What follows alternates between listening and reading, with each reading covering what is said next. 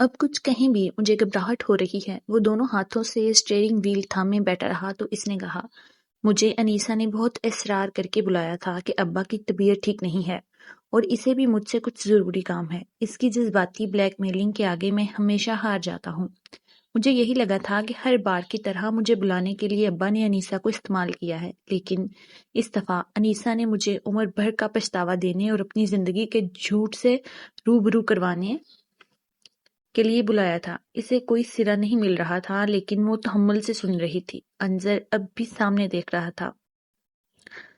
سندس، ہمارے والدین یا والدین میں ہمارے لیے فیورٹ اس رتبے کے علاوہ ایک فرد بھی ہوتا ہے، خامیوں، کمیوں، برائیوں سے بھرا، منفی جذبات اور احساسات سے لڑتا، ہارتا انسان، جو ہم دیکھنا نہیں چاہتے۔ ہم اسے اتنی اونچی مسنت کا وارث بنا دیتے ہیں کہ ہماری اپنی ہی نظر اس تک پہنچ نہیں پاتی۔ تم نے اس دن سچ کہا تھا، انہیں کسی سے محبت ہوگی، وہ اسے بھلا نہیں پائے ہوں گے، مگر یہ آدھا سچ تھا۔ اس نے چہرہ موڑ کر اسے دیکھا۔ ایسی محبت امی کو تھی، ساری عمر جس بت کو پوجا تھا۔ اس بت کی کرچیاں اس وقت انظر کی آنکھوں کو لہو لہان کر رہی تھیں۔ اس نے اسٹیئرنگ وہیل چھوڑ کر نشست سے پشت ٹکائی اور کچھ پل کے توقف کے بعد اس نے کہنا شروع کیا، ابا نانا جان کے بھتیجے تھے، یتیم بھی اور ان کے چہیتے بھی۔ امی اپنی کالج میں کسی کو پسند کرتی تھیں۔ ان کی خواہش پر نانا جان ان سے ملے اور اسے ریجیکٹ کر کے اسے ابا سے شادی کرنے پر مجبور کر دیا۔ نانا جان نے بیٹی کی خوشیوں کا وعدہ لیا اور ابا نانا جان کے اتنے احسان مند اور قرض دار تھے کہ کوئی سوچ نہیں سکتا تھا۔ انہوں نے وہ کر دکھایا۔ ابا انہیں پسند کرتے تھے، وہ اس سے واقف تھیں۔ شادی ہو گئی، امی اسے بھول نہیں پا رہی تھیں۔ ابا کو قبول کیا، بلکہ ابا کو ان کی محبت کا واسطہ دے کر اس محبت کو سمجھنے کو کہا۔ میں جس تنہائی اور اداسی کی وجہ سے ابا کو سمجھتا رہا، وہ امی کا اپنا انتخاب تھی۔ جانتی ہو، ابا نے امی سے محبت کی اور پھر عمر بھر ان کی جائز ناجائز ہر خواہش کا احترام کیا۔ اس نے آگے جھک کر گلو باس کھول کر وہ سیدھا سی ڈائری نکالی۔ اس میں درج الفاظ پڑھ کر اس نے ڈائری سامنے کی۔ میں بہت شرمندہ ہوں، میری کہانی کلیئر تھی۔ ابا نے امی کو محبت نہیں دی، امی ترستی رہیں، لیکن کہانی اتنی سیدھی نہیں۔ وہ دونوں اپنی جگہ، اپنے طریقے سے محبت کر رہے تھے، محبت نبھا رہے تھے۔ نیک اور وفادار کون تھا، کون غلط تھا اور کون بہت غلط؟ اس کا حاصل کیا رہا، کس سے کیا ملا؟ یہ سوال ابھی تشنا ہے۔ اس نے ڈائری والا ہاتھ نیچے کیا۔ اگر یہ کہانی تھی تب تو ٹھیک تھا، اصل المیہ اس کے آگے ہے۔ اس نے گہری سانس لے کر اسے دیکھا۔ یہ ڈائری انیسا کو امی کے انتقال کے بعد ملی تھی اور اتنے سال اس نے چھپائے رکھی، لیکن اب ابا کی گرتی صحت اور میرے رویے نے اسے مجبور کیا کہ وہ تلخ حقیقت مجھ تک پہنچا دے۔ شاید بیٹیوں کے دل باپ کے لیے بنائے ہی نرم گئے ہیں۔ اسے یہاں تک پڑھنے کے بعد بھی ابا کے متعلق میری رائے بدلی نہیں تھی، لیکن اس کے آگے محبت کے دو روپ ہیں، ایک انتقام اور دوسرے کو صرف تکلیف دینے والا، اسے روند کر توڑ کر زندہ لاش بنانے والا، اور دوسرا محبوب کی خواہش اور خوشی پوری کرنے والا، اس کے لیے چلتی پھرتی لاش بن جانے والا۔ اس نے رک کر گہری سانس لی۔ میری پیدائش کے بعد مجھے دیکھ کر ابا کے چہرے پر بکھری خوشی اور محبت نے امی کے اندر انتقام اور جلن کی آگ لگائی تھی۔ وہ خوش نہیں تھیں تو ابا کو بھی کسی حال میں خوش رہنے کا حق نہیں تھا۔ ان کے دل میں یہ مقام کسی اور کا تھا، لیکن زندگی نے یہاں ابا کو لا کھڑا کیا تھا۔ وہ انہیں اس مقام پر نہیں دیکھنا چاہتی تھی۔ ان کی نفرت پہلے اتنی شدید نہیں تھی جتنی میری پیدائش کے بعد ان کے الفاظ سے محسوس ہوئی۔ انہوں نے ابا کے چہرے پر یہ خوشی اور محبت چھیننے کے لیے پورے منصوبے کے ساتھ مجھے استعمال کیا تھا، شروع سے آخر تک۔ میری سوچ اور ذہن نے اس کی اداسی اور ابا کے رویے کے منفی خود ہی احس نہیں کیے تھے۔ میرے جذبات، احساسات، سب کچھ مینیپولیٹ کرتے ہوئے وہ کم سن سے ہی ہاتھ تھام کر انہیں اس رستے پر لے آئی تھیں جہاں ابا غلط تھے۔ انہوں نے کسی سے پوچھتے اور بتانے پر برتھ سرٹیفکیٹ فارم پر میرا نام لکھ دیا تھا کہ ایک بار سسٹم میں رجسٹر ہونے کے بعد تبدیل کرنا نہایت مشکل ہوتا۔ عقیقے کے دن جب سب نام تجویز کر رہے تھے تب انہوں نے کہا میرا نام انظر ہے۔ انظر جو ان کی آواز اور آنکھیں بھیگ رہی تھیں وہ رکا۔ ایک منٹ جب ضبط نہیں کر سکا تو ڈائری پیچھے ڈال کر دروازہ کھول کر باہر نکلا اور کچھ قدم آگے جا کر رک گیا۔ اس کی پشت کار کی طرف تھی۔ اس کے نام کا پس منظر اسے بھی کچھ دیر کے لیے ساکت کر گیا تھا۔ سندس باہر آئی، اس کی طرف قدم بڑھائے اور پھر رک گئی۔ کوئی تعلق، کوئی حق نہیں تھا جو اسے اس روتے شخص کے آنسو پونچھنے اور اسے گلے لگانے یا پشت پر ہاتھ رکھ کر تسلی دینے برکی اجازت دیتا۔ خواہش کی شدید اور تڑپ اس کی اپنی طے کردہ حدود غالب آ گئی تھیں۔ کچھ سرحدیں پار کرنے کے لیے صرف احسان کافی نہیں ہوتا۔ وہ الٹے قدموں سے پیچھے ہٹی اور کار سے ٹکرا کر رک گئی۔ وہ اس کی طرف پیٹھ کیے اور وہ اس کی پیٹھ کو دیکھتے ہوئے رو رہی تھی۔ آنسوؤں میں شریک ہونے کے لیے کسی اجازت کی ضرورت ہوتی ہے کیا؟ نہ تعلق کی، یہاں احسان کافی ہوتا ہے۔ اس کی تسلیم شدہ کہانی ہی غلط نہیں تھی بلکہ اس کا کردار بھی کٹھ پتلی ثابت ہوا تھا۔ اور نام تو یہ کیسا انتقام اور غصہ تھا، کیسی محبت جس کے فراق نے اولاد کو بھی نہیں چھوڑا تھا۔ محبت اور جنگ میں سب جائز والے مقولے پر محبوب اور بیوی تو عمل کر سکتی ہے، لیکن کیا ماں بھی کر سکتی ہے؟ کچھ دیر بعد وہ سنبھل کر پلٹا اور اسے پیچھے دیکھ کر چونک گیا، پھر سست سے قدم اٹھا کر اس کے سامنے آیا۔ وہ اس کے قریب آنے تک چہرہ صاف کر چکی تھی۔ سوری، میں یہ سب تمہیں بتا کر اداس کر رہا ہوں۔ مجھے اس وقت کچھ سمجھ نہیں آ رہا تھا۔ نہ ابا کا سامنا کرنے کی ہمت تھی نہ انیسہ کا، اس لیے گھر جانے کے بجائے ادھر چلا آیا۔ یہ آپ گھر سے نہیں آئے؟ اس کی آواز بھی باری ہوئی تھی۔ نہیں۔ کار ایک جگہ پارک کر کے بیٹھ رہا تھا، پھر بہت دیر وہیں رکا رہا۔ کچھ سمجھ نہیں آ رہی تھی، کچھ سوچ نہیں پا رہا تھا، کچھ فیصلہ نہیں کر پا رہا تھا۔ تو تمہیں فون لگا دیا۔ اس نے اب غور کیا کہ اس کا انتخاب بدل گیا تھا۔ نہ کرتے اسے ہمیشہ کے لیے وکٹم بنا تھا، اس سے باقا نہیں جا سکتا تھا، اسے فیس کرنا ہی پڑتا۔ اندر آؤ، دھوپ ہے۔ اس نے دوسری طرف جا کر اس کی نشست کا دروازہ کھولنا۔ اس کے بیٹھنے کے بعد وہ خود بھی اندر آیا۔ سندس نے مڑ کر ڈائری کو دیکھا، پھر انظر کو۔ وہ اسے ہی دیکھ رہا تھا۔ صحیح یا غلط کا فیصلہ تو آسان ہے، لیکن یہ اتنی بلیک اینڈ وائٹ سچویشن نہیں ہے۔ سب کا ذمہ دار کون تھا؟ صرف امی یا بابا جان؟ اور ابا بھی؟ کیسے رویے بدلنے کی ضرورت تھی؟ کس کی سوچ غلط تھی؟ کسے صحیح ہونے کی ضرورت تھی؟ کسے نرمی برتنے کی ضرورت تھی؟ کسے سخت ہونے کی؟ کب سخت ایکشن ناگزیر تھا؟ اس سب کی وجوہات کو ڈھونڈنا مشکل اور فضول ہے۔ اس وقت میری سمجھ میں نہیں آ رہا مجھے ان کی سوچ اور عمل پر دکھ اور حیرت زیادہ ہے یا ابا کے لیے اپنی سوچ اور رویے پر۔ اس ڈائری کے کتنے ہی جملے مجھے میری ہار ماننے پر مجبور کر رہے ہیں، مگر اب جب مجھے ابا کے لیے اپنے خیالات یاد آ رہے ہیں تو میں واقعی شرمندگی سے مرنا جاتا ہوں۔ امی پر میرا مان ٹوٹا ہے، اور ابا، میں تو ہر پل ہر لمحے انہیں توڑتا رہا، شعوری کوشش سے بھی اور اپنی موجودگی اپنے نام سے بھی۔ میرا ہونا ہی ان کے لیے کتنا بڑا امتحان ہے۔ پھر بھی وہ میرے ساتھ۔ ایک بار پھر اس کی سرخ آنکھیں نم ہوئیں اور آنسو سندس کی آنکھوں سے گرے تھے۔ کتنے لمحے چپ چاپ سرک گئے۔ ایک ماں نے یہ کیسا ستم کیا تھا، کبھی نہ بھولنے دینے والا، ہمیشہ سزا اور درد کا سایہ بن کے ساتھ چلنے والا۔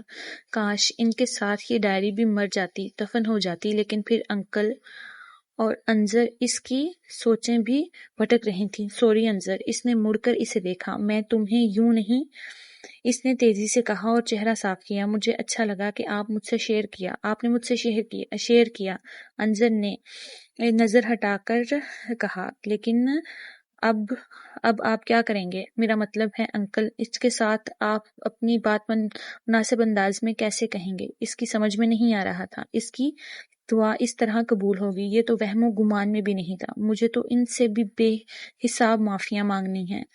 سچ کہوں تو اس وقت میرا دل کر رہا ہے میں کہیں غائب ہو جاؤں، تبھی ان کا سامنا نہ کروں۔ وہ جیسے ایک دم تھک سا گیا۔ آپ کو ان کے پاس جانے میں دیر نہیں کرنا چاہیے۔ اب تو آپ ان کا صبر جانتے ہیں، انہیں انتظار بھی ہوگا تو ان کی ریاضت ثمریاب ہوگی۔ انہیں یوں منتظر نہ رکھیں۔ اچھا ہوا امی نہیں ہیں دنیا میں۔ اپنی سب سے عزیز ہستی کے لیے یہ الفاظ کہتے ہوئے اطمینان محسوس کرنا اپنے آپ میں کیسی اذیت ناک سزا ہے۔ کوئی اس سے پوچھتا کیا محبت ایسی ہوتی ہے؟ سب کو اضطراب اور کرب دینے والی یہ پیچیدہ جذبات الجھے تعلقات کے سوا کچھ نہیں، اور عمر بھر بھٹکنا مسافر کا مقدر بھی۔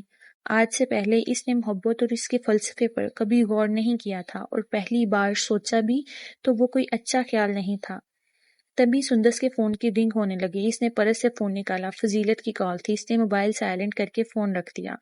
انجر کو پھر پچھتاوے نے آ گرا۔ کتنی بار اس نے بھی یہی کیا تھا، کاش وقت واپس آ سکتا، میں تمہیں گھر ڈراپ کر دیتا ہوں۔ اسے یاد آیا آج اس کی بہن کی منگنی ہے۔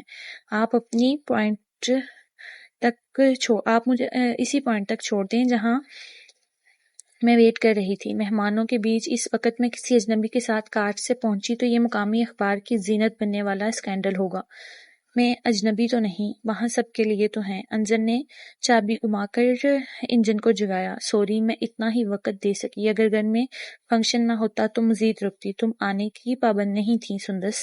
وہ سڑک پر دیکھ رہا تھا۔ تمہارا آنا اور سننا اس سارے واقعے کی واحد اچھی بات ہے، جسے ماہر انگلیاں رحاب کے تار چھیڑتے ہیں، متھر دھن بکھیرتی ہیں، ویسے کام اس کے الفاظ نے کیا تھا۔ بس رحاب یہاں سندس کا دل تھا۔ وہ چپ رہی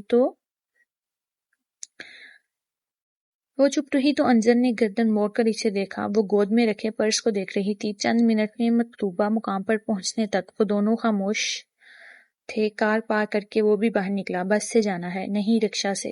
پیچھے 2-3 رکشا کھڑے تھے۔ واپسی کا ڈیسائیڈ کیا؟ انجر نے پوچھا۔ کل یا پرسوں انشاءاللہ۔ میں نے آج واپسی کا سوچ لیا تھا، لیکن اب پتہ نہیں کب جاؤں گا۔ پھر بھی نکلنے سے پہلے ایک ٹیکسٹ کر دینا۔ اس نے سر ہلایا۔ ایک بار پھر فون کی رنگ ہونے لگی۔ اس نے فون دیکھا نہ باہر نکالا۔ میں چلتی ہوں اب۔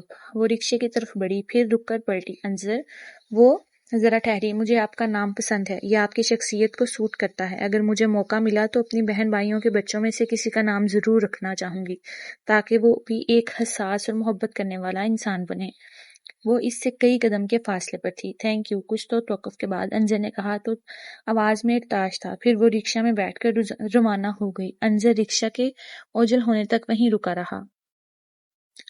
گھر پہنچی تو گیٹ سے اندر جاتے ہی فضیلت سے سامنا ہو گیا۔ حد کرتی ہو تم سندس، یہ کوئی وقت تھا باہر جانے کا؟ تمہارا جانا ضروری بھی نہیں تھا، کسی کے بھی ہاتھ بھجوا سکتی تھی۔ آنکھوں کو کیا ہوا تمہاری؟ رستے میں بہت گرد تھی، سارا رستہ آنکھوں سے پانی بہتا رہا۔ حالانکہ اسی قسم کے سوال سے بچنے کے لیے ایک جگہ رک کر پانی کی بوتل خرید کر اس نے منہ دھویا تھا۔ عرشی کے کمرے میں روز واٹر ہوگا، وہ ڈالو آنکھوں میں اور ہال جانے کی تیاری کرو۔ وہ مصروف تھیں، اس لیے اس کی جلد خلاصی ہو گئی۔ لڑکے والے دوسرے شہر سے تھے۔ وہ تقریباً 50-60 افراد تھے، اور ان کے آنے کے بعد رسم سے پہلے اس کی خاطر تواضع میں ہی بہت وقت لگ گیا تھا۔ پھر رسم ہوئی، ان کے بعد کھانا۔ وہ بھی سب کے ساتھ کاموں میں لگی تھی۔ کاموں میں گاہے بگاہے دل چیرتے جملے پڑ رہے تھے۔ یہ ہی ہے بڑی والی، وہی جو ایک رات بعد ہی طلاق دے کر گھر آ گئی تھی۔ نوکری کرتی ہے، کسی ہوٹل میں مینیجر ہے۔ یہ ایسے کہا جاتا تھا جیسے اس سے گھٹیا ملازمت اور کوئی بھی نہیں ہو سکتی۔ کچھ تو ہوگا، ورنہ ایک رات میں لڑکا طلاق کیوں دیتا؟ اور پھر کہیں دوسری شادی بھی نہیں ہوئی اب تک۔ خود سر اور ضدی ہے، سب کی مرضی کے خلاف نوکری کر رہی ہے۔ ایسی لڑکیوں کو تو آزادی ہی چاہیے ہوتی ہے۔ باپ کو مٹھی میں کر رکھا ہے، ماں اور بہن بھائیوں کو تو پیر کی جوتی سمجھتی ہے۔ یہ پہلی بار نہیں تھا۔ شیراز کی منگنی اور شادی کے دوران وہ سارا وقت روتی رہی تھی۔ ایسا نہیں تھا کہ اس نے یہ سب پہلی دفعہ سنا تھا، وہ سنتی رہتی تھی، لیکن اس تواتر سے، ان لوگوں کے منہ سے جن کے متعلق اسے گمان تک نہیں تھا۔ یہ سب سننا ایک الگ تجربہ تھا۔ اس بار اس کا اپنا ذہن بٹا ہوا تھا۔ دھیان بھٹک بھٹک کر انجر اس کے اقبا کی طرف جا رہا تھا۔ جانے وہ گھر گیا بھی یا نہیں، انکل سے بات کی یا نہیں، کیا کہا ہوگا، اپنی ماں کا اصل چہرہ کیسے قبول کیا ہوگا، یا اسے بھول جانے کی کوشش کرے گا۔ اس کی فکر نے وقتی طور پر اسے اپنے مسائل، لوگوں کی باتوں کی طرف سے اس کا دھیان ہٹا دیا تھا۔ انظر ڈائری ہاتھ میں لیے اسے دیکھ رہا تھا اور پھر اسے باکس میں بند کر دیا۔ اب بھی اس کے اندر اسے بہت کچھ کہنے پر اکسا رہا تھا، وہ مطلب بھاگ جانے پر اکسا رہا تھا یہاں، لیکن اسے اپنے باپ کی سزا کم کرنی تھی۔ وہ سننا چاہتا تھا، وہ کچھ کہنا چاہتا تھا، وہ فیصلہ کر چکا تھا، وہ اس بے حسی اور خود غرضی کے خول کو اتار پھینکے گا۔ وہ صرف اپنے جذبات کو اہمیت دے گا۔ فطرت کا آغاز تھا۔ وہ ایک دن میں یہ کایا پلٹ ہوئی تھی کہ اسے یقین تھا کہ اس کی فطرت اس کے باپ پر تھی۔ اس نے آواز کیے بنا کار کا دروازہ کھولا اور چھوٹا گیٹ کھول کر اندر آیا۔ کار بھی اس نے باہر کھڑی کی تھی۔ زینہ چڑھتے ہوئے ہی اسے صوفے پر اخبار پڑھتے ہوئے عرفان احمد نظر آ گئے۔ عام طور پر وہ ان کی موجودگی میں حال میں آتا ہی نہیں تھا۔ ان کے قدموں کی چاپ پر انہوں نے سر اٹھایا۔ کہاں چلے گئے تھے صبح صبح؟ اتنی دیر سے واپس آئے ہو؟ انہوں نے اخبار سے نظر اٹھا کر اسے دیکھا۔ وہ یہیں تھا، ایسے ہی کہیں نہیں، جیسے مبہم جواب دے کر گزر جانے والا آج صوفے کے ساتھ والی کرسی پر بیٹھ گیا تھا۔ انہوں نے چونک کر بغور اسے دیکھا اور وہ پھر اخبار بند کر کے اپنی بازو میں رکھ لیا۔ سب خیریت ہے؟ یہ فکر مندی پرانی تھی، نیا انظر کا رد عمل تھا۔ وہ سر جھکائے ہمت جمع کر رہا تھا۔ کتنے ہی پل گزر گئے، اس کے منہ سے کوشش کے باوجود ایک لفظ بھی نہ نکلا تھا۔ وہ عام سا سوری بھی نہیں کہہ پا رہا تھا۔ کیا ہوا انظر؟ انیسا جو حال میں آ رہی تھی واپس پلٹ گئی۔ انظر اٹھ کر قالین پر ان کے پیروں کے پاس بیٹھ گیا اور ان کے گھٹنوں پر سر رکھ دیا۔ انظر نمی محسوس کرتے ہی انہوں نے اسے اٹھانا چاہا، لیکن ان کی زبان سے ادا ہو رہا اس کا نام ان کے دل میں تیر کی طرح پیوست ہو رہا تھا۔ اقبال جرم کرتے ہوئے سزا کو گلے لگاتے ہوئے اپنے آپ کو مجرم تسلیم کر رہا تھا جب وہ کچھ کہہ بھی نہیں پا رہا تھا، خود کو خاموش پایا۔ وہ کچھ کہنے کی ہمت نہیں رکھتا تھا۔ تم بتانا نہیں چاہتے تو نہ کہو، لیکن بیٹا اس طرح نہ کرو، تم تو میرا سہارا، میرا غرور ہو۔ وہ ان سے لپٹ گیا۔ مجھے معاف کر دیں ابا۔ اس نے بمشکل اپنی آواز اور لہجہ سنبھالنا چاہا تھا۔ میں نے ہمیشہ آپ کو غلط سمجھا، آپ کے متعلق ہمیشہ غلط سوچا۔ میں اپنی ساری غلطیوں کا اعتراف کرتا ہوں۔ میں شرمندہ ہوں، آپ سے نظریں نہیں ملا پا رہا۔ میں جانتا ہوں آپ مجھے معاف کر دیں گے، لیکن میں خود کو وہ 38 کا نوجوان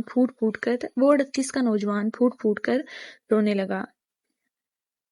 نہیں بیٹا، انہوں نے اپنے لرزتے ہاتھ اس کے گرد پھیلا کر اسے خود سے قریب کیا۔ اس پر وہ لمحہ گزر رہا تھا جس کی آس میں انہوں نے ساری عمر تپتے صحرا پر سفر کیا تھا، بس ایک لمحے کی آس میں، جس میں وہ سرخ روح ہوں گے، جس میں ان کے نام بھی کوئی بے غرض جذبہ ہوگا، ان کی محبت کسی کو یقین آئے گا، ان کی قربانیاں کوئی سمجھ سکے گا۔ معافی؟ کس بات کی معافی؟ میں کبھی نہیں تم سے ناراض ہو سکتا۔ تم نے غلط نہیں کیا۔ وہ جانے کس مٹی سے بنے تھے کہ انہیں محبت کے علاوہ کچھ اور آتا ہی نہیں تھا۔ وہ بہت دیر تک روتا رہا۔ انہوں نے بھی اسے چپ کروانے کی کوشش نہیں کی۔ اس نے انہیں بتا دیا کہ اسے رونق کی ڈائری ملی تھی جس میں انہوں نے اپنا دل کھول دیا تھا، جو ان کی واحد رازداں تھی۔ اس نے انیسا کا ذکر نہیں کیا تھا۔ انہوں نے رونق کے متعلق ایک لفظ بھی نہیں کہا، بس ان کا شانہ تھپتھپایا۔ اس عمر میں بیٹے سے جوانی اور محبت کے قصوں پر کلام کرنا آسان نہیں ہوتا۔ وہ سب اپنا قصہ پارینہ ہو چکا تھا، اب تم اپنی زندگی جیو، انہوں نے کہا۔ وہ کافی وقت بعد ان کے پاس سے اٹھ کر انیسا کے کمرے میں آیا تھا۔ بچوں کو اس نے انظر کے کمرے میں ٹی وی لگا کر بٹھا دیا تھا۔ وہ کھڑکی سے باہر دیکھ رہی تھی۔ دروازہ کھلنے کی آواز پر پلٹی۔ وہ کھڑکی کے قریب آیا۔ دونوں نے ایک دوسرے کو دیکھا۔ انظر نے اسے شانوں سے تھاما۔ تھینک یو، اس نے کہا، اور انیسا بائی کے شانے سے لگ کر رونے لگی۔ ماں کے اس روپ کے بارے میں بات کرنا ان کے لیے ناممکن تھا۔ وہ دونوں اس پل الفاظ کے بغیر گفتگو کا ہنر سیکھ گئے تھے۔ منگنی والی رات سب اتنا تھکے ہوئے تھے کہ اگلی صبح 11 بجے سے پہلے کوئی نہیں جاگا۔ دونوں چچا اور دادا ناشتے کے بعد چلے گئے تھے، جبکہ ماموں اور نانی لوگ پچھلی شب ہی چلے گئے تھے۔ اسے اس طرح علیزے کے ذریعے بلانے کی وجہ اس وقت سمجھ آئی تھی جب پھپھو نے آ کر اسے تیار ہونے کا کہا۔ کچھ لوگ اسے دیکھنے آ رہے تھے۔ اس کی جگہ امی یا خالہ ہوتی تو وہ صاف انکار کر دیتی، لیکن ایسا پھپھو کے ساتھ کرنا ناممکن تھا۔ اسی وجہ سے انہیں یہ ذمہ داری دی گئی تھی۔ وہ کپڑے تبدیل کر کے یوں ہی بیٹھی تھی کہ ارچھی اپنا سارا ساز و سامان لیے کمرے میں آئی۔ پھپھو نے کہا ہے آپ کا میک اپ کر دوں، اس سے کیا میری عمر کم ہوگی یا میں بے انتہا حسین لگنے لگوں گی؟ اور تم سب لوگوں کو اتنا بیوقوف اور اندھا کیوں سمجھتے ہیں کہ انہیں سمجھ ہی نہیں آئے گا کہ میں نے کتنے کلو میک اپ تھوپا ہے۔ اس گولا پاری پر عرشی نے آنکھیں کھول کر اسے دیکھا، کچھ دیر اسے گورا، پھر ہاتھ میں پکڑا پاؤچ پلنگ پر رکھا اور کمر پر ہاتھ رکھ کر اس کے سامنے کھڑی ہو گئی۔ پہلی بات، آپ بنا میک اپ کے ہی بہت خوبصورت ہیں۔ دوسری بات کہ پریزنٹیشن بھی کوئی ایک چیز ہوتی ہے۔ بندہ گھر والے حلیے میں تو مہمانوں کے سامنے جانے سے رہا، اور اتنا غصہ کس بات کا؟ خواہ مخواہ اتنی انرجی کس لیے ویسٹ کر رہی ہیں آپ؟ ہوگا وہی جو آپ چاہیں گی، کوئی زبردستی تو آپ کو کہیں بیاہنے سے رہا۔ آپ بھی اچھی طرح مقابل کا جائزہ لیں تاکہ دلائل کے ساتھ انکار کر سکیں۔ اگر دلیل لائق کچھ نہ ملے تو ابو تو ہیں ہی، آپ چاہیں تو اس ایکسپیرینس کو انجوائے بھی کر سکتی ہیں۔ ویسے بتا دوں، یہ رشتہ امی یا خالہ کی طرف سے نہیں، یہ پپھو کے سسرالی رشتہ دار ہیں۔ اس نے بہن کے جلال کی ایک وجہ وہیں ختم کر دی تھی۔ اس کی تقریر کے بعد وہ چپ ہی رہی۔ ویسے نو میک اپ لک کے لیے بھی میک اپ کیا جاتا ہے، وہی کر دوں؟ نہ چاہتے ہوئے بھی وہ مسکرا دی۔ میں اپنی شکل پہچان سکوں ایسا کچھ بھی کر دو۔ اوکے۔ وہ ماہر میک اپ آرٹسٹ کی طرح ایکشن میں آ گئی تھی۔ بچپن سے میک اپ کرنے کے شوق سے اسے خاصا طاق کر رکھا تھا۔ رشتہ چونکہ پپھو کے توسط سے آیا تھا، اس لیے ابو بھی دلچسپی لے رہے تھے۔ انہیں بھی اس طرح خالہ اور امی پر اس معاملے میں اعتبار نہیں تھا۔ ایک بار کی ضرب ہی بڑی کاری تھی۔ اس 45 سالہ مرد کی بیوی کی وفات ہو گئی تھی، بچے نہیں تھے، اور یہی اس رشتے کی شہ سرخی تھی۔ عرشی کی بات اس کے دل کو لگی اور وہ سر جھکا کر بیٹھنے کے بجائے گفتگو میں حصہ لینے کے ساتھ ساتھ سوال بھی کر رہی تھی۔ اسے محسوس ہو رہا تھا تقریباً سبھی حاضرین اس حرکت پر بے آرام ہو رہے ہیں، لیکن اسے کہاں پرواہ تھی۔ مہمانوں کے جانے کے بعد حسب امید سلیم مرزا اس کے پاس آئے۔ بیٹا، کیا تم نے کبھی شادی نہ کرنے کا فیصلہ کر لیا ہے؟ وہ سر جھکا گئی۔ تمہاری مرضی کے بنا کچھ نہیں ہوگا، لیکن میں کبھی شادی نہ کرنے کے فیصلے میں تمہارے ساتھ نہیں ہوں، یہ ممکن نہیں۔ تمہیں کوئی پسند ہے تو وہ بھی مجھے دل سے قبول ہے۔ ذہن و دل میں سالٹ اینڈ پیپر لک والے کی انظر کی پرسنالٹی اور شبیہہ لہرائی تھی۔ اس کا سر مزید جھک گیا۔ ابو دیکھ ہی نہ لیں، تمہیں یہ پسند نہیں تو میں تمہاری پھپھو سے یہ کہہ دیتا ہوں، لیکن ذہن نشین کر لو کہ تمہاری شادی کرنا چاہتا ہوں۔ جی ابو۔ اس نے انہیں مطمئن کیا اور وہ مسکرانے لگے۔ اس رشتے پر ابو کے انکار پر امی اور خالہ کے پرسکون چہرے اسے ایک بار پھر غصہ دلا گئے تھے۔ اس نے ضروری کام کا بہانہ بنا کر اسی شام واپسی کا شور مچا دیا۔ سب اسے اگلی صبح جانے کا کہنے لگے۔ تبھی امی نے اطلاع دی کہ انہوں نے علیزے سے بات کر لی ہے، مونس کا دوست کل صبح لوٹ رہا ہے، وہ اسی کے ساتھ واپس جائے گی۔ اس کا دل کیا سر پیٹ لے، ہو سکتا ہے وہ رکنا چاہتا ہو، اور پچھلی بار کی طرح اس دفعہ بھی مونس کی بات نہ ٹال سکا ہو۔ وہ اس کی وجہ سے زبردستی آیا تھا اور اب کی وجہ سے بھی زبردستی رہا ہے۔ اگلی صبح کمرے سے باہر نکلی تو پتہ چلا چاچی کے ابو فوت ہو گئے ہیں اور امی ابو شیراز ادھر جا رہے ہیں۔ عرشی کالج جا چکی ہے۔ خالہ جو اپنے گھر جانے والی تھی، امی کے واپس آنے تک رکیں گی کہ اس کے جانے کے بعد سومیا اکیلی ہو جاتی۔ انظر کا رات کا پیغام تھا کہ وہ 10 بجے تک اسے لینے آئے گا۔ علیزہ اسے بتا چکی تھی۔ وہ اپنی ضروری سامان سمیٹ کر بیگ میں ڈال رہی تھی کہ خالہ کمرے میں آئیں۔ مونس کا دوست آ گیا ہے، ہال میں بٹھایا ہے، تم جلدی کرو۔ وہ اطلاع دے کر وہیں جمی رہیں تو وہ جزبز ہوئی تھی۔ ضرور انہیں بات کرنا تھی، وہ موضوع چاہتی تھی۔ سندس، ذرا ٹھنڈے دماغ سے سوچو۔ وہ ہنوزن اپنے کام میں مصروف تھیں۔ ایک جگہ بیٹھ کر بات سن لو۔ آپ کہیں میں سن رہی ہوں، طلاق کے بعد سے تم اپنی زندگی کے فیصلے اپنی مرضی سے کر رہی ہو۔ ایسا لگتا ہے اس طرح تم اپنی ماں کو سزا دے رہی ہو کہ پہلی شادی اور طلاق کی ذمہ دار وہ تھیں۔ خیر، میں گڑے مردے نہیں اکھاڑنا چاہتی اس وقت، لیکن ایک التجا ہے، اب مزید تنگ نہ کرو، اور جو رشتے موجود ہیں یا آئیں ان میں سے کسی مناسب رشتے کے لیے ہاں کر دینا۔ ان کی ہر بات پارا چڑھانے والی تھی۔ وہ آرائشی میز سے موئسچرائزر اور دیگر کریمیں اٹھا رہی تھی جب انہیں کہتے سنا، تمہارے باپ کو تو اب بھی فکر نہیں ہے انہیں بس۔ اس نے ہاتھ سے آرائشی میز کا سامان پوری قوت سے دور پھینکا تھا۔ فرش پر گری پرفیوم کی بوتلیں چھناک سے ٹوٹی تھیں۔ وہ طیش میں ان کے سامنے آئی تھی۔ آپ مجھ سے بڑی ہیں، لیکن معاف کریں اور مجھے کہنے دیں، آپ کا رویہ اور یہ باتیں بے غیرتی اور بے شرمی ہے۔ بس کر دو سندس، آنکھیں اور کان کا استعمال کرو، اپنے اس دماغ کی کھڑکیاں کھولو۔ انہوں نے بھی غصے میں اس کی کن پٹی پر اپنی 2 انگلیاں ٹھونکی۔ کیا جانتی ہو تم اپنے باپ کے بارے میں؟ کے لہجے میں نفرت تھی، یہی کہ وہ امی سے مقابلہ آرائی یا انہیں نیچا دکھانے کے لیے اپنی اولاد کی زندگیاں داؤ پر نہیں لگاتے۔ اس نے بھی آئینہ دکھایا، ان کے نزدیک بچوں کی مرضی اور خوشی کو اولیت حاصل ہے۔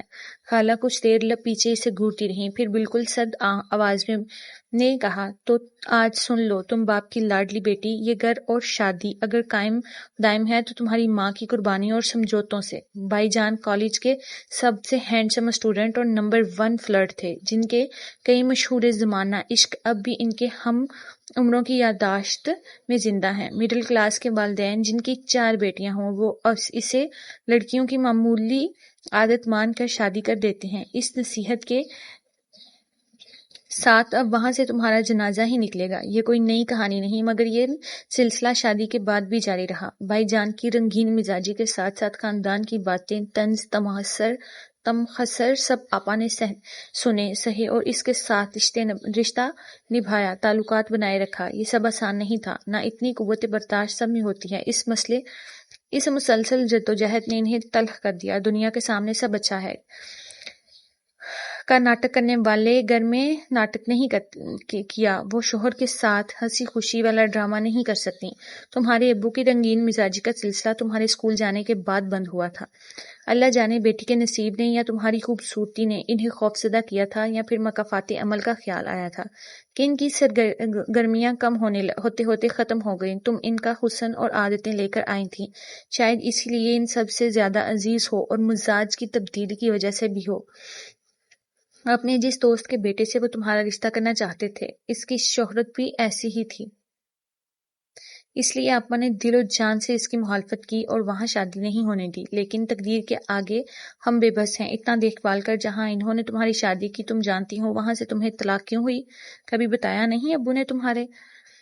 عاطف کی پھپھو جنہوں نے شادی نہیں کی تھی اور فلائٹ کینسل ہو جانے کی وجہ سے وہ دبئی سے یہاں دیر سے پہنچی تھی، انہوں نے تمہیں اگلی صبح دیکھا تھا۔ تم جوان کے مقابل کھڑی تھیں اور جس کی صورت اس شخص سے ملتی تھی جس نے محبت کے نام پر انہیں دھوکہ دیا تھا، وعدہ کر کے مکر گیا تھا۔ کالج میں تمہارے ابو کا مکمل نام سرفراز سلیم تھا، جبکہ انہیں عام طور پر سب سلیم مرزا کے نام سے جانتے تھے۔ شاید یہ اتفاق نہ ہوتا تو شادی کی نوبت ہی نہیں آنی تھی، لیکن یہی تو تقدیر کی ہیرا پھیری اور چالیں ہیں۔ عاطف نے اپنی پھپھو کی محبت میں تمہیں طلاق دے دی، اپنی پھپھو کے دکھ کا بدلہ لیا تھا اس نے تمہارے ابو سے۔ آپ جھوٹ بول رہی ہیں خالہ، ابھی عاطف کو فون لگا کر دوں، اسی سے بات کر لو۔ تمہیں اپنی ماں سے متنفر دیکھ کر کئی بار سوچا تمہیں یہ حقیقت بتا دوں، لیکن ہر بات آپا روک دیتی تھی۔ خالہ کی بات جاری تھی، لیکن اسے کچھ سنائی نہیں دے رہا تھا۔ اس نے آدھا ادھورا بھرا بیگ اور پرس اٹھایا اور دروازے کی طرف بڑھی جو بند نہیں تھا۔ پٹ پورا وا کرتے ہی قدم رک گئے۔ سامنے انظر کھڑا تھا، وہ اس کے بازو سے نکل کر گیٹ کی طرف بڑھی، وہ بھی اس کے پیچھے تھا۔ خالہ نے کمرے میں پلنگ پر بیٹھتے ہوئے سوچا، کبھی نہ کبھی تو اسے علم ہونا ہی تھا نا۔ وہ کاٹ کے قریب پہنچی تو دور سے انظر نے دروازہ ان لاک کیا تھا۔ بیگ اور پرس پیچھے ڈال کر وہ اگلی نشست پر بیٹھ گئی۔ انظر کچھ کہے بنا کار روکے آگے بڑھ گیا۔ کہاں سے سنا آپ نے؟ اس نے جھکے سر اور گرتے آنسوؤں کے ساتھ پوچھا تھا۔ کچھ گرنے اور ٹوٹنے کے شور پر وہاں آیا تھا، اس نے دھیرے سے کہا۔ سندس نے پیچھے ٹیک لگایا اور دوپٹہ چہرے پر ڈال لیا۔ میں سو رہی ہوں۔ انظر نے اسے دیکھا لیکن چپ رہا۔ کچھ دیر بعد وہ کھڑکی کی طرف مڑ گئی۔ کار کی خاموشی میں اس کی سوسوں ڈوبتی ابھرتی رہی، پھر وہ سچ میں سو گئی۔ جانے کتنی دیر بعد بے آرامی کے احساس سے اس کی آنکھ کھلی تھی۔ وہ اب بھی کھڑکی کی سمت رخ کیے ہوئے تھی۔ وہ آہستہ سے سیدھی ہوئی اور نشست کی پشت کو بھی سیدھا کیا۔ بال اور دوپٹہ سمیٹتے ہوئے اسے احساس ہوا کہ وہ سیٹ بیلٹ میں قید ہے، جو اسے یاد تھا اس نے نہیں لگایا تھا۔ اس نے انظر کو دیکھا، وہ بھی اسے دیکھ کر مسکرایا۔ کتنا وقت سوتی رہی ہیں؟ اس کی کلائی پر گھڑی نہ تھی، ہاتھ میں موبائل، باہر بھی موسم ابر ردود تھا۔ اس سے کوئی فرق نہیں پڑتا، ابھی کافی سفر باقی ہے۔ کیسے فرق نہیں پڑتا؟ اس نے سوچا لیکن کہا نہیں۔ کھانے کے لیے رکتے ہیں، انظر نے کہا۔ مجھے بھوک نہیں ہے، پھر احساس ہوتے ہی فوراً آگے جوڑا۔ ہاں روکیں، آپ نے تو کھانا ہوگا، تم بھی دیکھو، کوئی ڈھنگ کی جگہ نظر آئے تو روکتے ہیں۔ ٹائم تو بتا دیں۔ 1:20۔ اتنی دیر سوتی رہی میں۔ وہ حیران ہوئی تھی، مجھے جگایا کیوں نہیں؟ تم یہ اطلاع دے کر سوئی تھیں کہ سو رہی ہوں۔ جگانے کے متعلق کوئی انسٹرکشنز نہیں دی تھی۔ وہ ماحول بدلنے کی خاطر اسے چھیڑ رہا تھا۔ اس کے فکرے پر وہ مسکرائی بھی نہیں۔ اس کے محترم چہرے اور شہدرک آنکھوں پر اداسی غالب تھی۔ علیزہ نے کہا ہے تمہیں گھر لے آؤں؟ نہیں، مجھے ریزورٹ ہی چھوڑ دیں۔ علیزہ کی تو عادت ہے، میں بات کر لوں اس سے۔ اس نے جیسے خود پر خول چڑھا لیا تھا۔ اس کے انداز درمیان میں فاصلہ پیدا کرنے والے تھے، لیکن انجر کو وہ زیادہ قریب محسوس ہو رہی تھی۔ ہم جاتے وقت واقعی اجنبی تھے، لیکن باتیں تم اب اجنبیوں کی طرح کر رہی ہو، نہیں تو؟ اس نے نظریں چراتے ہوئے تردید کی تھی۔ انجر نے کہا نہیں، اور کار دائیں طرف موڑ دی جہاں ریسٹورنٹ تھا۔ کھانے کے دوران بھی وہ عام سی ادھر ادھر کی باتیں کرتی رہی۔ انجر نے منگنی عرشی کے سسرال اور لڑکے کے متعلق پوچھا۔ اس کے پاس محدود معلومات تھیں، سو جواب بھی ویسے ہی۔ کھانے اور نماز کے بعد وہ پھر رستے پر تھے۔ سندس جی، ہم اس بارے میں بات کیوں نہیں کر رہے ہیں؟ اس نے ایک اجنبی نگاہ ڈالتے ہوئے پوچھا۔ باخدا میں جج نہیں کر رہی۔ جینون تجسس اور حیرت ہے کہ آپ اتنے نارمل کیسے ہیں۔ کچھ دیر کی چپ کے بعد اس نے پوچھا۔ انجر پرسوچ سا سامنے نظر جمائے رہا، پھر کہنے لگا شروع کریں۔ نارمل کیا ہوتا ہے؟ زندگی بدلنے والے انکشافات اور حادثوں کے اثرات آخری سانس تک رہتے ہیں، انہیں مٹایا اور بھلایا نہیں جا سکتا۔ زخم بننے کا بھی اپنا دورانیہ ہوتا ہے۔ ان شارٹ، تکلیف اور دکھ کو اینڈ کرنے کا کوئی شارٹ کٹ نہیں۔ یہ اپنا کورس مکمل کرتے ہیں، میں ہی نہیں، آپ بھی ساری عمر مختلف خیالات سے پریشان نہیں ہوں گی۔ مجھے ڈائری دینے کا افسوس، پچھتاوا، مجھے بے خبر ہی رہنے دیا ہوتا یا مجھے زبانی ہی بتا دیا ہوتا۔ اس جیسے کئی دوسرے اگر مگر اور کاش۔ امی، ڈائری اور ان پر بات کرنا ہم دونوں کے لیے انگاروں پر چلنے جیسا ہے۔ میں اتنے برسوں تک کی غلط فہمی اور غلط رویے یوں کچھ دنوں میں بھول نہیں سکتا، بلکہ کبھی نہیں بھول سکتا۔ یہ اذیت اور تکلیف دراصل خراج اور قیمت ہوتی ہے ہمارے آگے کے واضح منظر کی۔ یہ جتنی جلدی ہم مان لیں سہنا، اتنی جلدی تھوڑا سہل ہو جاتا ہے۔ باقی چلنا پھرنا، جاگنا سونا تو مجبوری ہے۔ وہ شعوری طور پر اسے کھلنے کے لیے اکسا رہا تھا، اور سندس نے پل بھر کو چہرہ اس کی سمت کیا۔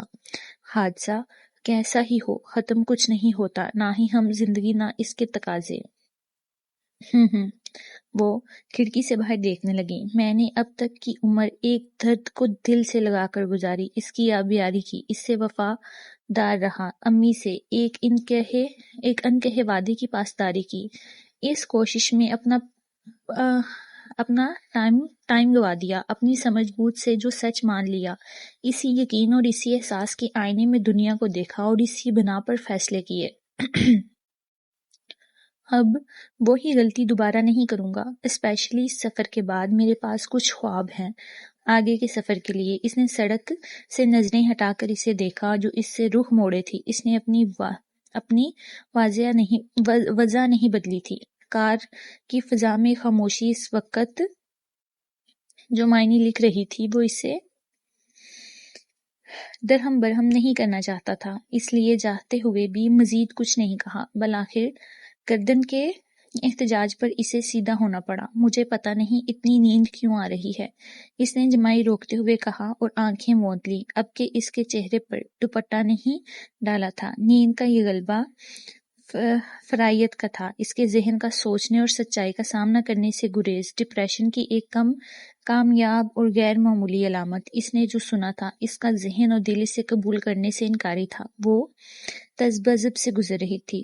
ذرا سی دیر میں وہ پھر سو گئی تھی۔ انجر نے رفتار بڑھا دی۔ جب وہ بیدار ہوئی تو بارش ہو رہی تھی باہر۔ گڈ ایوننگ، انجر نے مسکراتے ہوئے کہا تو وہ خجل ہو گئی۔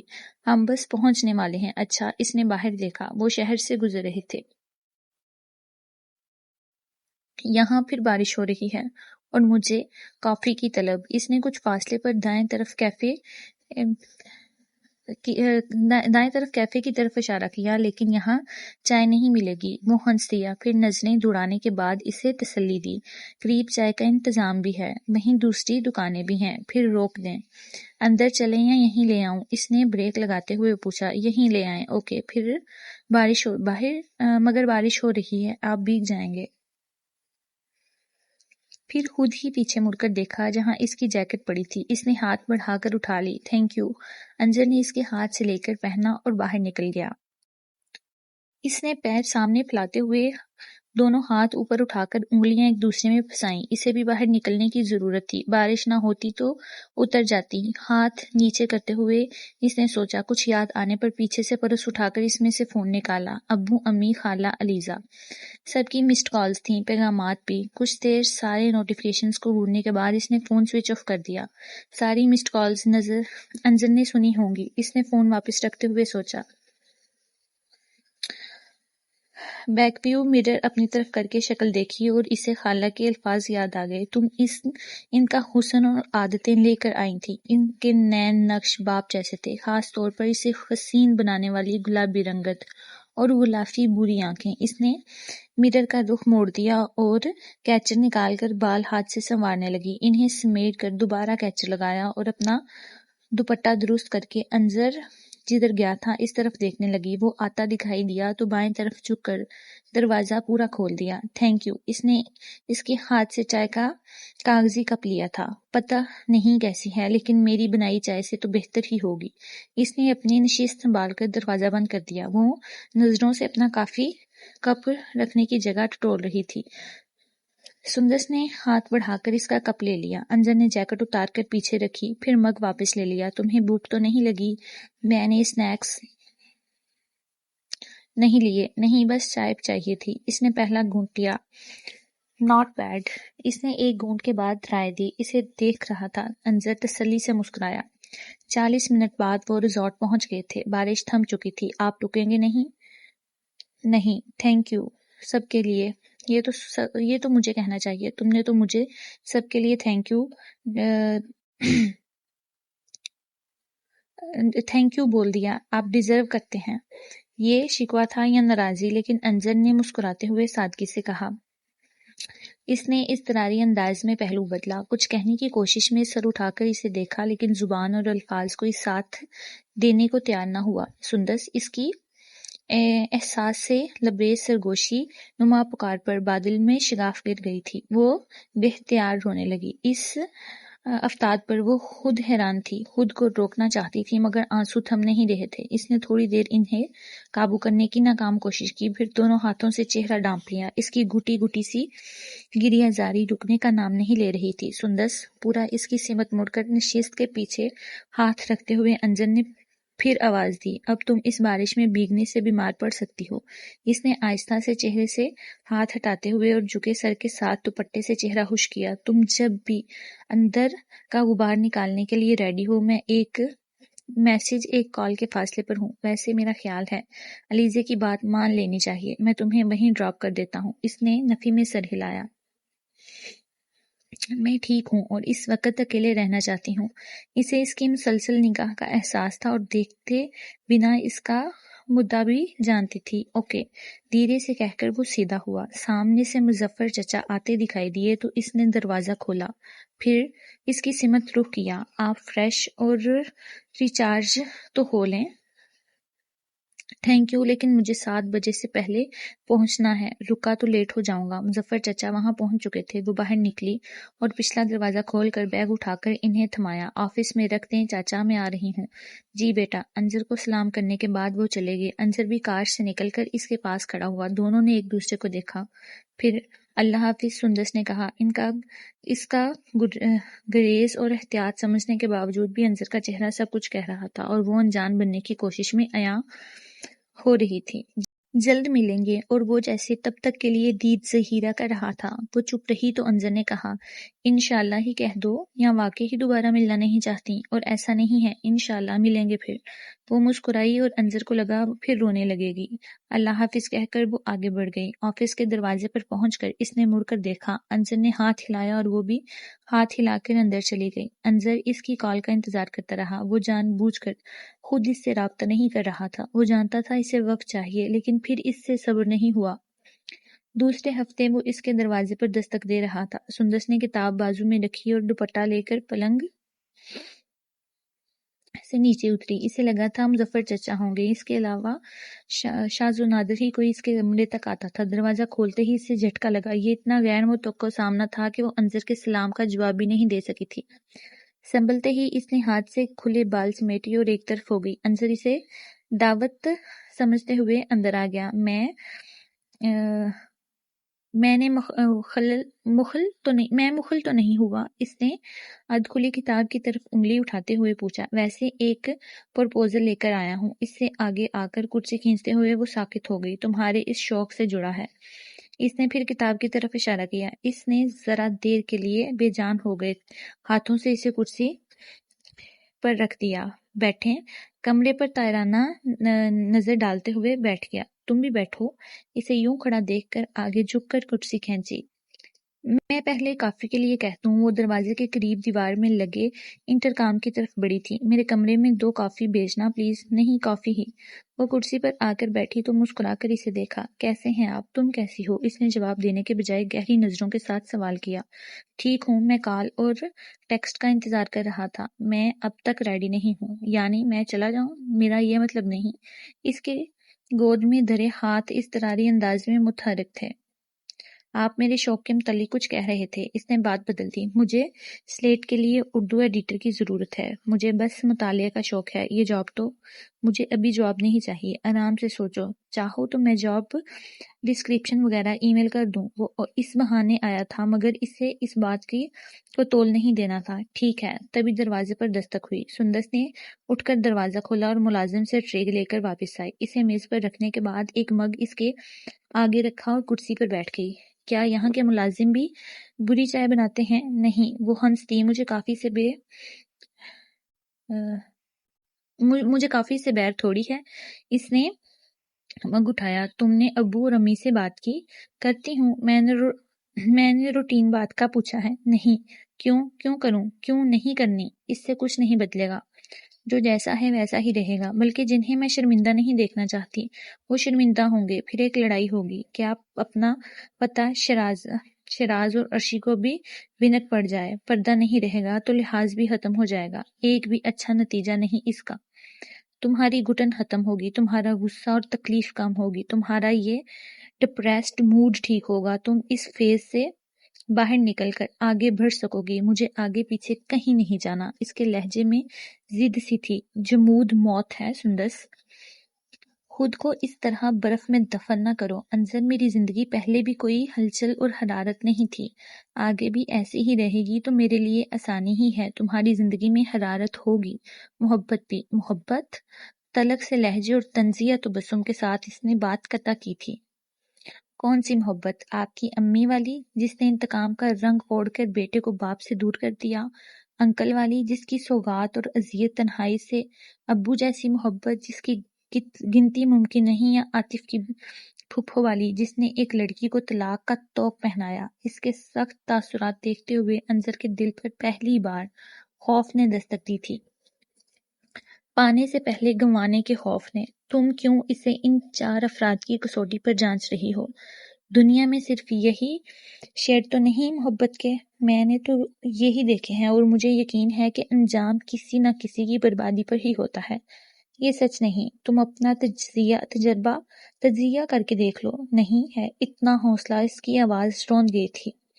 دوسرے کا حوصلہ آزما لو۔ اس آزمائش کا انجام بھی ویسا ہی ہوا تو نہیں ہوگا۔ مجھے خود پہ یہی اعتبار اور یقین نہیں ہے۔ آنسو ضبط کا ہاتھ چھڑا کر پھسلے تھے۔ مجھے ہے۔ وہ نفی میں سر ہلاتے ہوئے روتے ہوئے مسکرائی تھی۔ غلط ہے انظر، آپ مجھے جانتے ہی کتنا ہے، اس لیے ایسا دعویٰ نہ کریں۔ اس نے آنسو صاف کرتے ہوئے کہا تھا۔ سندس، تم موقع تو دو، سنو تو۔ آپ یہی غلط سمجھ رہے ہیں کہ آپ کو محبت ہے۔ میں نے کب کہا مجھے محبت ہے؟ آپ کے انظر نے اس کا جملہ مکمل ہونے نہیں دیا تھا۔ وہ اتنی شرمندہ ہوئی کہ یہ اس کے لیے زمین میں پھٹے اور دنس جانے کی خواہش والا لمحہ تھا۔ محبت سے بھی بھاگتا رہا ہوں، اور ایسا نہیں ہے کہ امی کی ڈائری پڑھنے کے بعد یا ابا کے متعلق غلط فہمی دور ہونے کے بعد۔ اچانک مجھے محبت ہو گئی، بلکہ مجھے اب بھی نہیں معلوم یہ کیسی ہوتی ہے۔ ڈائری سے پہلے ہی تم نے میرے اندھیری کال کوٹری میں مفل احساسات کو دروازہ کھولنے کی ضد پر لگا دیا تھا۔ میرا دل تمہاری جانب مائل ہوا تھا، مجھے تم اچھی لگی تھی۔ ڈائری سے پہلے ہی مجھے تمہاری فکر ہوئی تھی۔ سیڑھی پر تمہیں کافی پیتے دیکھ کر میں نے طے کیا تھا کہ مجھے اچھی چائے بنانا سیکھ لینا چاہیے۔ جیکٹ سے تمہاری مہندی کی خوشبو پر پہلی بار میں نے اس خوشبو اور رنگ سے جڑی رسم کو سوچا تھا، اسے تم سے منسوب کیا تھا۔ تمہیں بس اسٹاپ پر لے جاتے ہوئے میں نے سوچا تھا آئندہ ہر بار تمہیں گھر تک ڈراپ کروں گا۔ ڈائری پڑھنے کے بعد مجھے تم یاد آئی تھی۔ باقی زندگی کے سارے درد، ساری خوشیاں بھی مجھے تمہارے ساتھ بانٹنا ہے۔ مجھے تمہارا ہاتھ تھامنا ہے، تمہارے آنسو پہنچنے ہیں، تمہیں سنبھالنے اور سمیٹنے والے سارے حقوق چاہیے۔ میری ان خواہشوں کو تم جو چاہے نام دو، لیکن سچ کہوں ان میں سے کسی ایک خواہش پر بھی تمہارا دل نہیں دھڑکا۔ اگر دھڑکا ہے تو حوصلہ کرو سندس۔ انظر پھر آنسو ٹوٹ کر گرنے لگے تھے۔ مجھے آپ کی سچائی پر شک نہیں ہے، لیکن گلے کے پھندے نے اسے روکا تھا۔ آگے آپ مایوس ہوں، اس سے بہتر ہے آپ یہ تکلیف دہ بات ابھی تسلیم کر لیں کہ میں آپ کے لیے نہیں، محبت میرے لیے نہیں ہے۔ میں اپنے ماں باپ کی زندگی اپنی زندگی سے نہیں نکال سکتی، اس کے اثرات سے نہیں نکل سکتی، یہ میری کمزوری ہے۔ اس نے آنسو صاف کیے۔ ہم ٹین ایجرز نہیں ہیں، ہمارے مزاج پختہ ہیں، یہ اب بدلنے والے نہیں۔ آپ نے اپنی امی کی ڈائری کو جس طرح ہینڈل کیا، میں ابو اور امی کی حقیقت ویسے ٹیکل نہیں کر سکتی۔ سندس پلیز، میں خود کو اچھی طرح سمجھتی ہوں، مجھے شادی اور محبت سے چڑ ہو گئی ہے۔ آپ زندگی میں آگے بڑھیں، تنہا نہ رہیں۔ آپ کو خوش دیکھ کر مجھے بھی خوشی ہوگی۔ مجھے قائل کرنے کی کوشش اور میرے مان جانے کا انتظار فضول ہے۔ وہ کھڑی ہوئی تھی۔ کافی ٹھنڈی ہو گئی ہے، میں دوسری لاتی ہوں۔ وہ مگ اٹھا کر جانے لگی کہ انظر نے دوسری طرف سے مگ پکڑا اور اسے روکنا پڑا۔ ان سب میں تم نے میرے لیے اپنی فیلنگز کا ذکر نہیں کیا۔ دونوں کے ہاتھوں کے درمیان پھنسا مگ اور کافی چھلکی تھی۔ انظر مسکرایا اور اپنا ہاتھ ہٹا لیا۔ اس نے نظریں چٹا لیں۔ ابھی آئے۔ وہ باہر چلے گئی۔ کچھ دیر بعد واپس آئی تو انظر وہاں نہیں تھا۔ وہ بے دم ہوتے قدموں سے آگے بڑھ کر اس کی کرسی پر بیٹھ گئی۔ کچھ دیر مگ کو دیکھتی رہی، پھر کافی پینے لگی۔ گرم کافی تھی یا کوئی اور حدت کا احساس کہ وہ روئے جا رہی تھی۔ انظر نے علیزے سے جانے کیا کہا تھا کہ وہ ہر دوسرے دن اس کے ارادے بدلنے کے لیے اسے فون کرنے لگی تھی۔ اب کیا فلموں کی طرح خدا نخواستہ انظر بھائی کے ایکسیڈنٹ یا کسی بڑی بیماری کی خبر سنتے ہی تمہارا احساس جاگے گا اور تم ہیروئن کی طرح دوڑتی ہوئی آؤ گی۔ اس سے زیادہ مرتبہ اللہ نہ کرے اس نے دل میں دہرایا تھا، تم مجھے فون کرنے کے بجائے ان کے لیے کوئی ڈھنگ کی لڑکی کیوں نہیں دیکھتی؟ انہیں ایک بے ڈنگ پسند آ گئی ہے اور انہیں اسی کے ساتھ ہیپی اینڈنگ چاہیے جو ملنے سے رہی۔ پہلے ہی ان کے بال بکنے لگے ہیں تو تم ہی عقل کے ناخن لو۔ اب یہ زیادتی ہے، ان کی عمر اور وہ گرتے بال ہی ان سب کا بڑا چارم ہے۔ کوئی اور بات نہیں تو فون رکھو، اور اگر واقعی ہی ان کی فکر ہے تو کہیں شادی کروا دو جلدی۔ تمہارا کیا رک جاؤ کا نعرہ لگاتے ہوئے اس کی شادی کے مندپ میں انٹری مارنے کا ارادہ ہے؟ اتنی فلمی لگتی تو نہیں تھی تم۔ اس پر کسی بات کا اثر نہیں ہوا تھا۔ اس کی ان باتوں کا علیزے پر کوئی اثر نہیں تھا۔ خالہ نے کسی کو نہیں بتایا تھا کہ وہ سب اگل چکے ہیں، اسی لیے اس کا رویہ بھی سب کے ساتھ معمول کی طرح ہی تھا۔ پہلی بار عرفان احمد نے اس کے ساتھ رہنے آئے تھے۔ رات کھانے کے بعد کچھ دیر اپنے کام کی اور ادھر ادھر کی باتوں کے بعد وہ کمرے میں جانے لگا تو انہوں نے آواز دے کر روکا۔ انظر جی۔ وہ وہیں سے مڑ کر انہیں دیکھنے لگا۔ سندس کیسی ہیں؟ اسے ان سے ان سوال کی امید نہیں تھی، اس لیے گڑبڑا گیا اور فوراً جواب نہیں دے سکا۔ ٹھیک ہے، میرے کافی ٹائم سے بات نہیں ہوئی۔ اس کے سامنے آ کر رک گئے تھے۔ اچھی بچی ہے، تم بھی شادی کے بارے میں سنجیدگی سے سوچو، پہلے ہی لیٹ ہو گئے ہو۔ انہوں نے اس کے شانے پر ہاتھ رکھ کر کہا تھا اور اپنے کمرے میں چلے گئے۔ دیکھ لو ابا کو بھی احساس ہے۔ اپنے کمرے میں آ کر اس نے دل میں اسے مخاطب کیا۔ اگلے دن کے کپڑے دیکھنے کے لیے الماری کھولی تو سامنے ہی اس کا ونڈ چیٹر ٹنگا تھا۔ اس نے اسے ہینگر سے نکالا اور پلنگ کے کنارے پر ٹک گیا۔ اسے کبھی اس سے سگریٹ کی مہک نہیں آئی تھی، بلکہ اس دن کے بعد سے اس میں حنا کی خوشبو بسی تھی۔ اس نے اس کی جیکٹ میں ہاتھ ڈالا۔ سندس کے ہاتھوں سے چڑکی مہندی کے ذرے اب تک اس میں موجود تھے۔ ابا کے الفاظ اب بھی اس کے کانوں میں گونج رہے تھے۔ پہلے ہی لیٹ ہو گئے ہو۔ وہ کچھ دیر گہری سوچ میں ڈوبا رہا، پھر جیکٹ ایک طرف رکھ کے فون اٹھایا، علیزہ سے اس کی امی کا نمبر لیا اور اسی وقت انہیں فون لگایا۔ فضیلت نے اجنبی نمبر دیکھ کر تیسری کوشش میں فون اٹھایا تھا۔ بات ختم کر کے وہ بہت دیر کمرے میں ٹہلتی رہیں، پھر کمرے سے نکل کر ہال میں آئی جہاں سلیم مرزا ٹی وی دیکھ رہے تھے۔ سب کچھ بھول کر صرف ایک بات کا جواب دیں۔ انہوں نے ریموٹ اٹھا کر ٹی وی بند کر کے بنا تمہید کے ان سے پوچھا، آپ کو سندس کی پرواہ ہے؟ کیا آپ اسے واقعی ہنستا بستا دیکھنا چاہتے ہیں؟ انہیں فضیلت کی حرکت پر غصہ آیا تھا اور ان جملوں نے حیران کیا تھا۔ انہوں نے کچھ دیر بیوی کو دیکھا، پھر اس کے چہرے کی سنجیدگی بانپ کر جواب دیا، ہاں، اس کے لیے کیا کر سکتے ہیں؟ کچھ بھی، سب کچھ۔ فضیلت ایک گہری سانس لے کر اس کے بازو میں بیٹھ گئیں۔ ایک بار پھر وہ دروازے پر غیر متوقع ملاقاتی دیکھ کر حیران ہوئی تھی۔ ان دونوں کو ساتھ دیکھنا ہی اس کے لیے عجوبہ تھا، لیکن ان کی بات سن کر تو اسے خواب کا گمان ہونے لگا تھا۔ تمہاری اور ہماری عمر وہ ہے کہ اب بہانے، جھوٹ اور پردہ داری کا کوئی مطلب نہیں۔ شادیاں ہر قسم کی ہوتی ہیں اور ازدواجی زندگی بھی ہر قسم کی۔ بدقسمتی سے دونوں معاملوں میں ہماری قسم بے جوڑ اور کڑوی تھی۔ اس کی وجہ سے جو بھی رہی ہو، ہم نے اپنی اپنی جگہ اپنے طریقے سے بچوں کا بھلا سوچا۔ ہمیں ایک دوسرے کے طریقے اور سوچ پر اعتراض اور اس کے صحیح ہونے پر شک رہا، مگر نیت ایک ہی تھی۔ ہمیں اعتراف ہے کہ کئی بلکہ بیشتر معاملات میں ہم نے اپنے رویے اور چپکلش سے بچوں پر ہو رہے اثرات پر دھیان نہیں دیا تھا، جس کا افسوس ہے اور پچھتاوا بھی کہ اب وقت گزر چکا ہے۔ وہ حیران سی اپنے ابو کی بات سن رہی تھی۔ وہ خاموش ہوئے تو فضیلت گویا ہوئی، ہماری زندگی واحد اور آخری کسوٹی نہیں ہے، بلکہ اسے تو وہ معیار بنا لو کہ تمہیں کسی حال میں یہاں تک نہیں جانا۔ محبت اور ساتھی تو مقدر میں لکھا ہی ملتا ہے، لیکن مقدر لکھنے والا اتنا مہربان ہے کہ اسے بگاڑنا سنوارنا ہمارے اختیار میں دے رکھا ہے۔ ہم نے بگاڑا، اس بگاڑ سے سیکھ کر تم سنوارو۔ دوسروں کے تجربے سیکھنے اور تجربے کے لیے ہوتے ہیں، اسے اپنے فیصلوں کی بنیاد نہیں بناتے۔ ہر کسی کا اپنا تجربہ ہے۔ گزرنا ہی زندگی کی خوبصورتی ہے کہ اس میں یکسانیت نہیں ہے۔ یقین ہی دو افراد کا ہو بہو نہیں ہوتا کہ سب کے حالات، مزاج، احساسات، سب کا لیول ایک سا نہیں ہوتا، اور یہ اچھا شگن ہے، بہت خوش آئندہ بھی۔ اس لیے اچھے گمان کے ساتھ فیصلہ کرو، آگے بڑھو۔ پسند کرنے والا، پسند آنے والا، سمجھنے والا مل جائے تو اس سے مایوس نہیں کرتے، نہ منہ موڑتے ہیں۔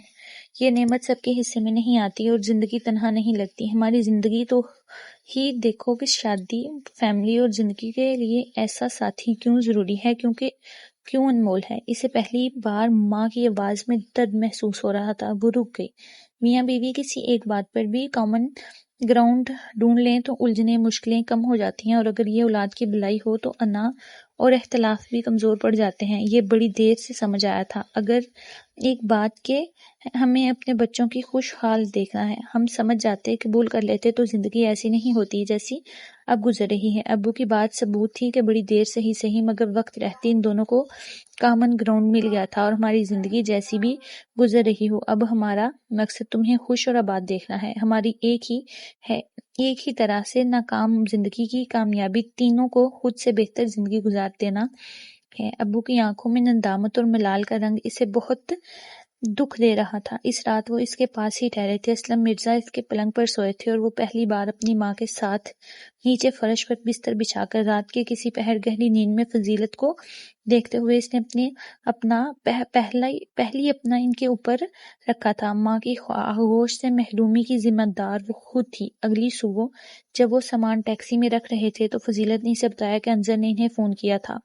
اس کا ماننا تھا کہ یہ گرہ ان دونوں کے علاوہ کوئی اور کھول نہیں سکتا۔ انہوں نے یہ نہیں بتایا تھا کہ ان کے لیے اپنی انا اور عزت نفس چھوڑ کر شوہر کے پاس جانا کتنا قیامت سے گزرنا جیسا تھا۔ ان دونوں کے جانے کے بعد وہ بہت دیر فون ہاتھ میں لیے ادھر ادھر ٹہل رہی تھی۔ اس کا نام کب سے اسکرین پر تھا، لیکن وہ کال کی علامت کو چھو نہیں پا رہی تھی۔ آخر اس نے واٹس ایپ کھولا۔ آپ کا پہلا اور آخری پیار اب بھی کافی ہے۔ کچھ سیکنڈ بعد ہی جواب حاضر تھا، یس۔ مشروبات میں وہ سوچ ہی رہی تھی کہ اس کا اگلا پیغام بھی آ گیا۔ ویسے تم نے چائے کو پہلا پیار نہیں کہا تھا، اب کہہ دیتی ہوں، چائے میرا پہلا پیار ہے۔ میں سیکنڈ پوزیشن پر بھی خوش ہوں، لیکن میں خوش نہیں۔ اور وہ کیوں؟ میرے پہلے اور دوسرے پیار کی آپس میں بنتی جو نہیں ہے۔ توقع کے عین مطابق اگلے پل فون کی رنگ نے شور مچانا شروع کر دیا تھا۔ ویسے آپ اب بھی امی والے ہیں؟ وہ دونوں اس وقت ریزورٹ کے کاٹیج نمبر 7 کے سامنے گرل کے پاس کھڑے تھے۔ اس بات کا پس منظر، آپ نے ابو کو نہیں امی کو جو فون کیا تھا۔ وہ ہنسنے لگا۔ ایسا نہیں ہے، یہ بحث کا موضوع ہی نہیں ہے۔ ہمیشہ میاں یعنی عورت ہی ہوتی ہے، ابا یعنی مرد۔ دراصل ہر رشتے میں ایک فریق زیادہ سمجھدار، زیادہ صابر اور رشتے کو چلانے والا ہوتا ہے۔ میرے کیس میں یہ فریق ابا تھے اور تمہارے کیس میں امی، اس لیے انہیں فون کیا، اس لیے نہیں کہ میں امی والا ہوں۔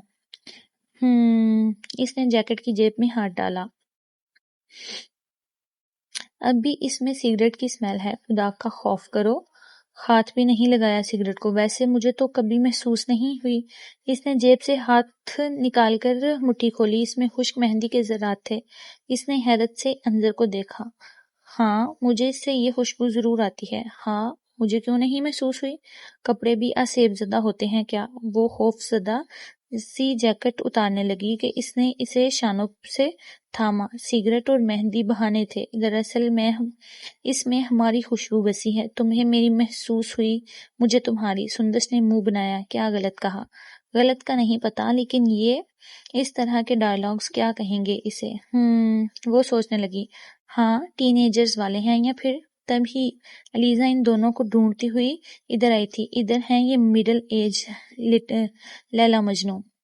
ہے وہ دونوں تنبیہی انداز میں چیختے ہوئے جارحانہ انداز میں ہاتھ اٹھا کر اس کی طرف مڑے تھے۔ علیزہ سینے پر ہاتھ رکھ کر گھبرا کر پیچھے ہوئی۔ کیا ہوا؟ ان دونوں نے ایک دوسرے کو دیکھا اور زوردار قہقہ لگایا۔ انہیں کیا ہوا؟ پیچھے سے آئے مونس نے پوچھا۔ شاید لیٹ شادی کے سائیڈ ایفیکٹ ہیں، یا پھر شادی نے دیوانہ کر دیا ہے۔ وہ دونوں حیرت سے انہیں ہنسی سے بے حال ہوتا دیکھ رہے تھے۔ جی تو ریڈرز، آپ کو سٹوری کیسی لگی؟ کمنٹس میں اپنی رائے ضرور دیجیے گا اور چینل کو لازمی سبسکرائب کیجیے گا۔ شکریہ۔